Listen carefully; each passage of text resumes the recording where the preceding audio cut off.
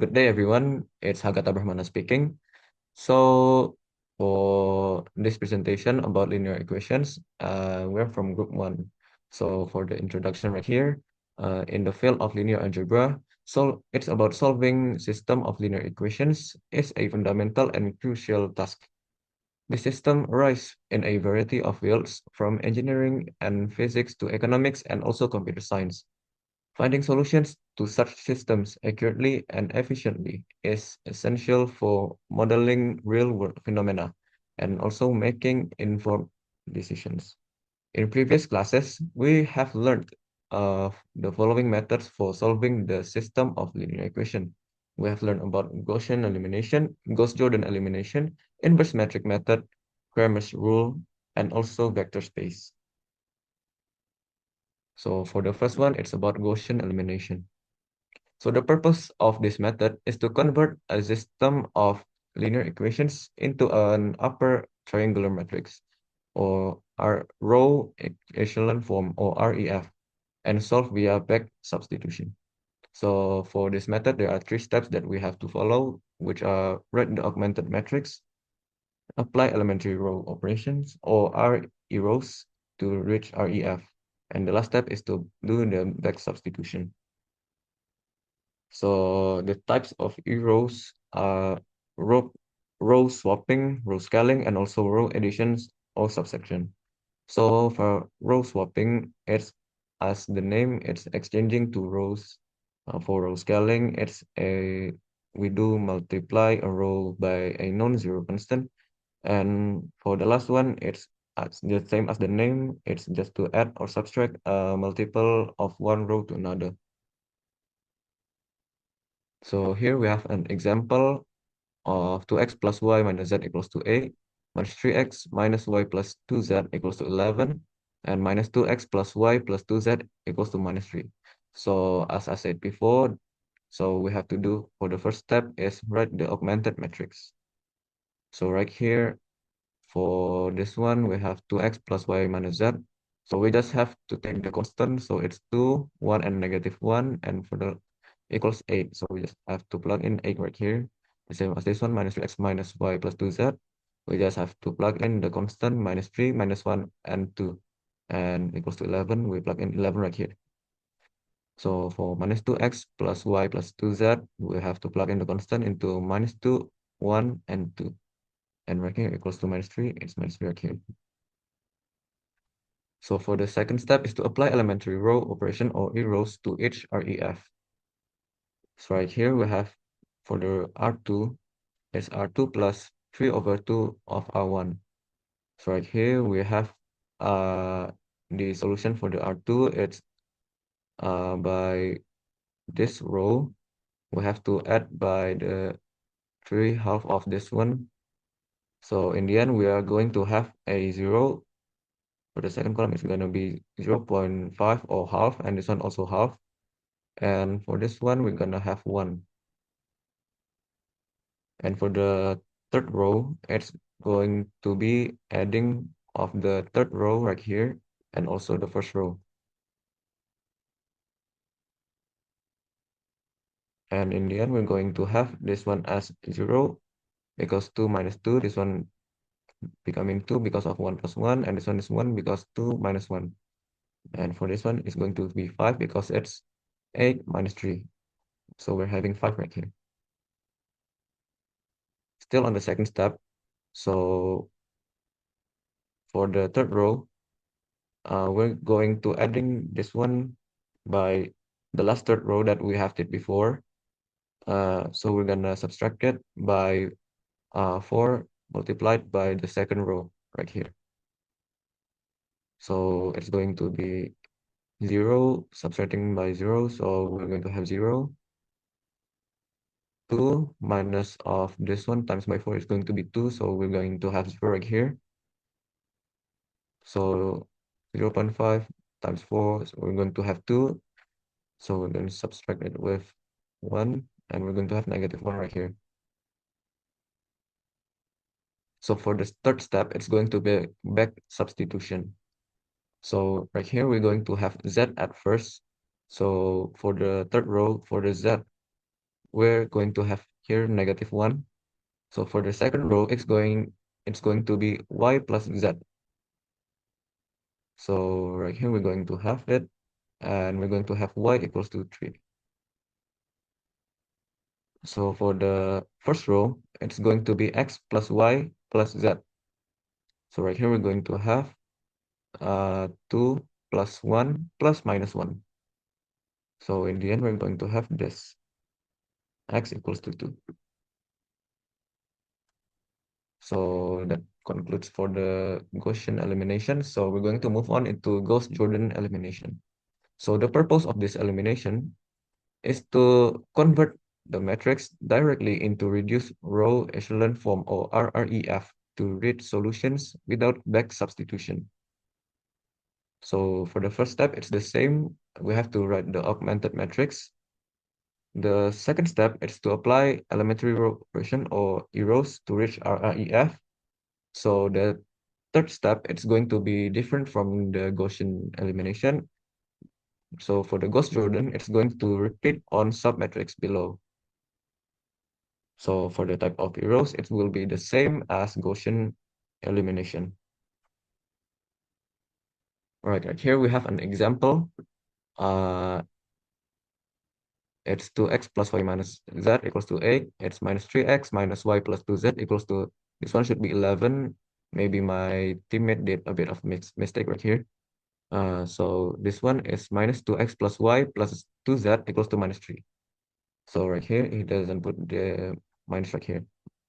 So as before, we have just to plug in the constant. So 2x plus y minus z, right here, we just have to put the constant. It's 2, 1, and -1, and this one is 8.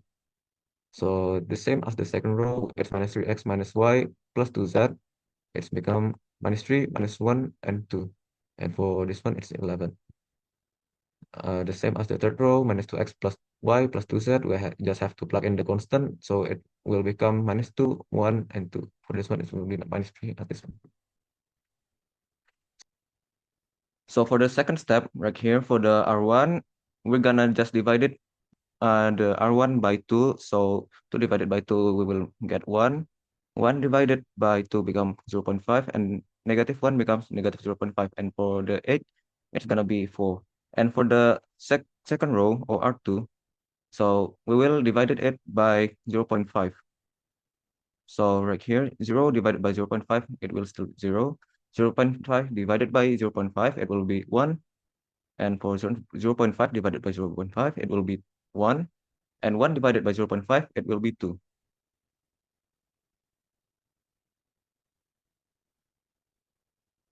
So for the final step, it will be eliminate above each pivot.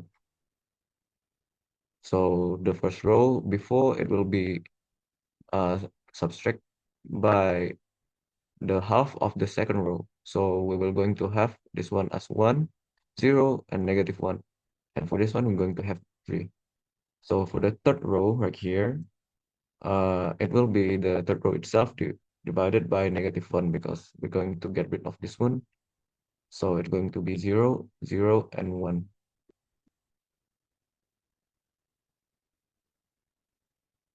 So for this first row, we're going to adding it by the third row just to get rid of this -1.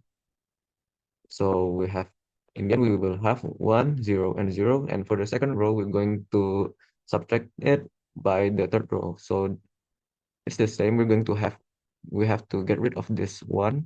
So in the end, we will have this leading one. So here we have the final RREF. And from this RREF, we're going to get the x equals to 2, y equals to 3, and z equals to -1.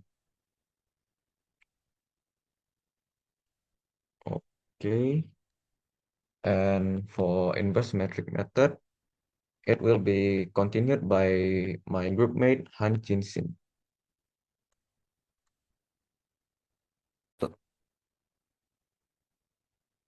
So for the second step, right here for the R1, we're gonna just divide it, the R1 by 2. So 2 divided by 2, we will get 1. 1 divided by 2 become 0.5, and -1 becomes -0.5, and for the 8, it's gonna be 4. And for the second row, or R2, so we will divide it by 0.5. So right here, 0 divided by 0.5, it will still 0. 0.5 divided by 0.5, it will be 1. And for 0.5 divided by 0.5, it will be 1. And 1 divided by 0.5, it will be 2.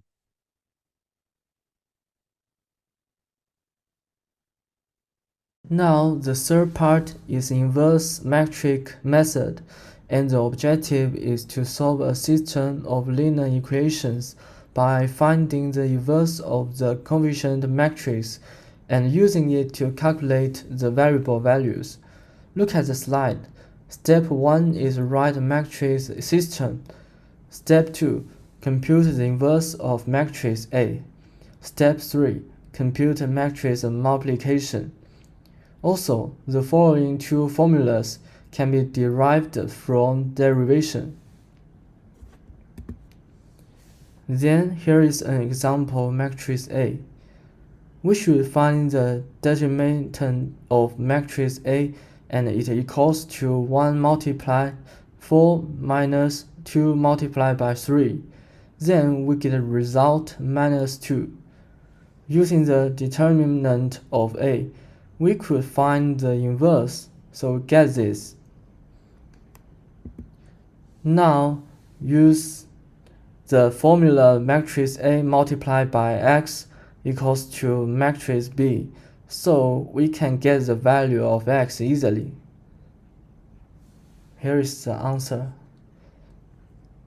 Now is the turn of the fourth part, Cramer's rule. The objective is to find the unique solution of each variable in a square system of linear equations with a non-zero determinant. And it should be noted that when determinant equal to 0, then there is no unique solution and Cramer's rule cannot be used.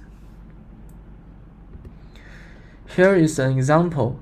The system of equations is x plus y equal to 5 and 2x minus 3y equal to minus 4. Firstly, we should make it in matrix form. Coefficient matrix A and B. Next, find the determinant of A.